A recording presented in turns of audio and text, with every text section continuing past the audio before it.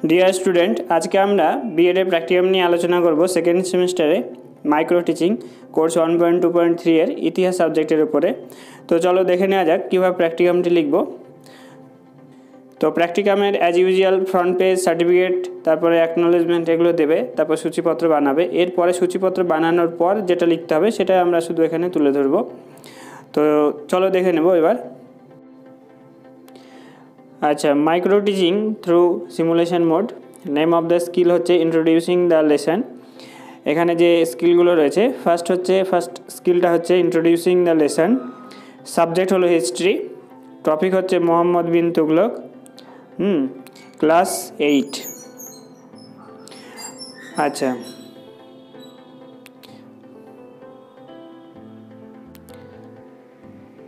এখানে দেখো এই স্কিলটা দেখানোর জন্য আমাদের এই ফরম্যাটটা ছকটা একই থাকবে। এখানে লেখাটা একটু অস্পষ্ট মনে হলে আমি বলে দিচ্ছি। এটা দেখো, প্রথমে থাকছে কন্টেন্ট আউটলাইন, তারপরে হচ্ছে টিচার্স অ্যাক্টিভিটিস, তারপরে স্টুডেন্ট অ্যাক্টিভিটিস, তারপরে হচ্ছে কম্পোনেন্ট। তো কন্টেন্ট যেটা হচ্ছে পূর্ব অভিজ্ঞতা সম্পর্কে ধারণা। তো টিচার্স অ্যাক্টিভিটিস মানে এখানে টিচার কি বলবে সেটা এখানে লিখতে হবে, যে গুড মর্নিং স্টুডেন্ট, তোমরা সকলে কেমন আছো। আমরা জানি আমাদের দেশ ভারতবর্ষকে বহু বিদেশি শক্তি আক্রমণ করেছে এবং বহু সম্পদ লুট করেছে। এমন বহু বিদেশি শক্তি রয়েছে যারা এদেশে এসে আক্রমণ করেছে, তারা ছাড়া স্থায়ীভাবে শাসন কার্য পরিচালনা করেছে এবং সাম্রাজ্য বিস্তার করেছে। আচ্ছা, স্টুডেন্টের যে অ্যাক্টিভিটিসগুলো সেগুলো কী হবে, স্টুডেন্টরা গুড মর্নিং ম্যাম বা গুড মর্নিং স্যার বলবে, ঠিক আছে। তো তোমরা এই জায়গাটা ম্যাম হলে ম্যাম লিখবে, স্যার হলে স্যার লিখবে। আচ্ছা, তারপরে একই রকমভাবে টিচারের অ্যাক্টিভিটি সঙ্গে স্টুডেন্টের অ্যাক্টিভিটি লিখতে হবে কারেসপন্ডিং। আচ্ছা, তারপরে কন্টেন্ট আউটলাইন হচ্ছে মূল পাঠ বিষয় সম্পর্কে সংক্ষিপ্ত ধারণা, এটাও লিখবে।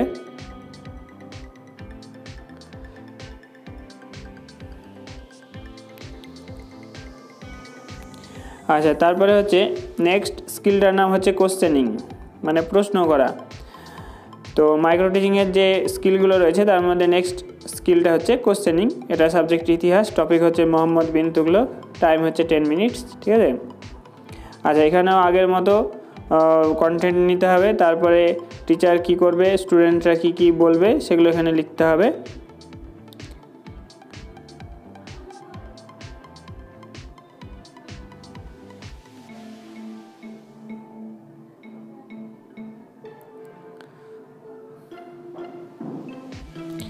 এগুলো লিখবে।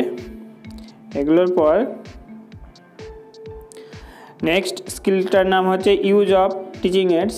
এই জায়গাটা একটু ঝাপসা আছে, তোমরা চাইলে আমাদের কাছে PDF নিতে পারো।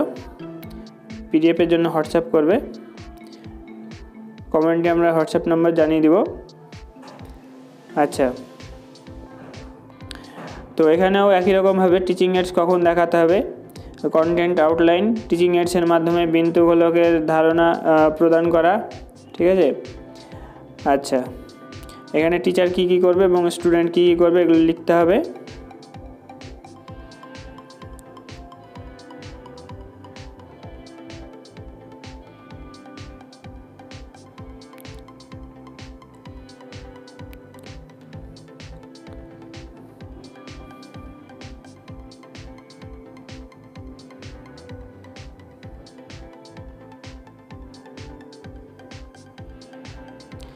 তারপরে স্কিলটার নাম হচ্ছে রিনফোর্সমেন্ট।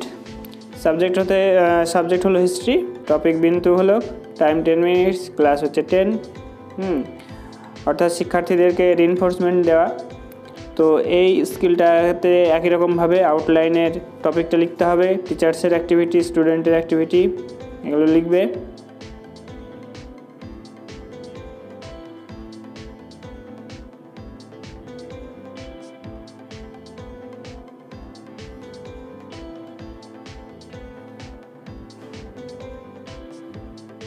এরপরে হচ্ছে নেক্সট স্কিলটার নাম হচ্ছে ইলাস্ট্রেশন বা ইলাস্ট্রেশন মানে হচ্ছে এক্সাম্পল দেওয়া বা উদাহরণ দেওয়া বা দৃষ্টান্ত স্থাপন। আচ্ছা, তো এই স্কিলটার জন্য একই রকমভাবে টিচার্সের অ্যাক্টিভিটি, স্টুডেন্টের অ্যাক্টিভিটি, কম্পোনেন্টস এগুলো লিখতে হবে।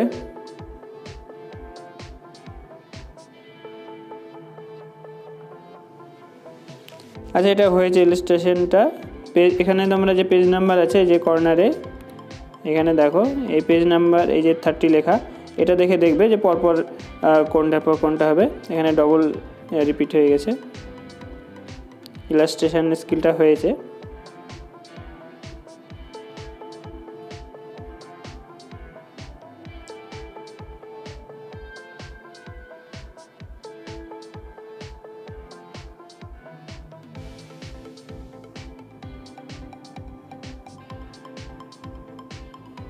এটা হচ্ছে 32 নম্বর পেজ।